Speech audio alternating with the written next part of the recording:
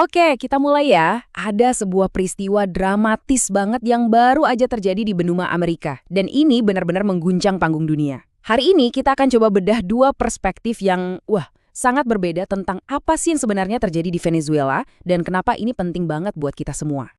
Langsung ke intinya ya, sumber yang kita kaji ini nggak main-main. Mereka membingkai pemindahan Presiden Venezuela oleh pasukan AS bukan sebagai penangkapan biasa, bukan, tapi sebagai sebuah penculikan. Yap, itu kata yang mereka pakai.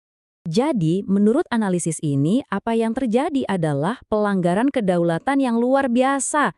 Coba bayangin deh, presiden sebuah negara yang sah ditangkap oleh militer negara lain, dalam hal ini AS.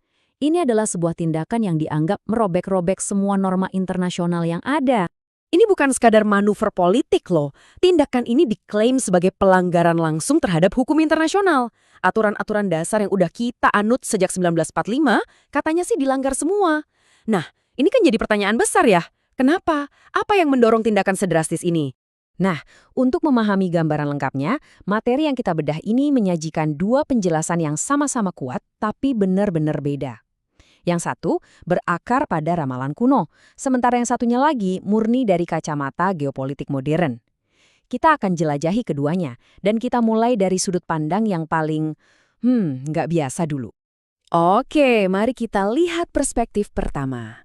Menurut pandangan ini, peristiwa di Venezuela ini bukan tindakan agresi yang terjadi begitu saja. Bukan, ini dianggap sebagai sebuah langkah yang katanya sudah diramalkan dalam sebuah drama sejarah yang jauh lebih besar. Analisis ini berlandaskan pada sebuah bidang studi yang disebut eskatologi Islam. Sederhananya, ini adalah studi tentang akhir zaman. Jadi, tujuannya adalah menafsirkan kitab suci untuk menjelaskan kemana arah pergerakan sejarah ini akan berakhir. Kunci dari sudut pandang ini adalah interpretasi spesifik dari sebuah ayat Al-Quran tentang bayangan dengan 3 bagian. Sumber ini menafsirkannya sebagai simbol dari 3 tahap kekuatan global yang berbeda, yang semuanya merupakan bagian dari satu misi sejarah yang tunggal. Nah, perkembangannya digambarkan seperti ini. Pertama, ada Pax Britannica, zaman di mana Inggris jadi kekuatan dunia dan memimpin pembentukan negara Israel. Kedua, Pax Americanica, di mana Amerika Serikat mengambil alih, dolar AS menggantikan pound sterling, dan fokus terhadap Israel terus berlanjut. Dan yang ketiga, Pax Judaica. Ini adalah tahap terakhir yang diramalkan, yang katanya akan muncul setelah kekuatan Amerika meredup. Jadi, pertanyaannya, di mana posisi kita sekarang menurut pandangan ini? Nah, sumber ini berargumen bahwa Pax Americana saat ini berada dalam kemunduran yang tidak bisa diubah lagi. Jadi semua perilaku yang aneh dan terkesan putus asa dari Amerika Serikat ini hanyalah gejala dari keruntuhannya.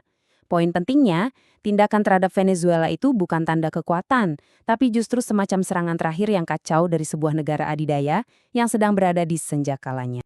Sekarang mari kita beralih. Kita kesampingkan dulu soal ramalan, dan kita fokus sepenuhnya pada kerangka kedua yang isinya murni soal ekonomi modern dan strategi militer yang dingin. Di sini kita lihat ada kontras yang tajam banget. Alasan resmi yang diberikan oleh AS adalah soal perdagangan narkoba. Tapi, klaim dari sumber kita ini jauh berbeda. Motivasi sebenarnya, katanya, adalah untuk merebut minyak Venezuela dan, yang paling penting, menjaga dominasi dolar AS di panggung dunia. Analisis ini melukiskan gambaran ekonomi AS yang sebenarnya cukup rentan. Pemerintahnya punya utang yang sangat besar dan terus mengalami defisit perdagangan, artinya impor jauh lebih besar dari ekspor. Kondisi ini semua hanya bisa dipertahankan karena status dolar AS sebagai mata uang utama dunia. Kalau sampai negara-negara lain berhenti pakai dolar, ekonomi AS bisa runtuh. Makanya, menurut argumen ini, AS harus merebut sumber daya alam seperti minyak untuk menyelamatkan ekonomi dalam negerinya.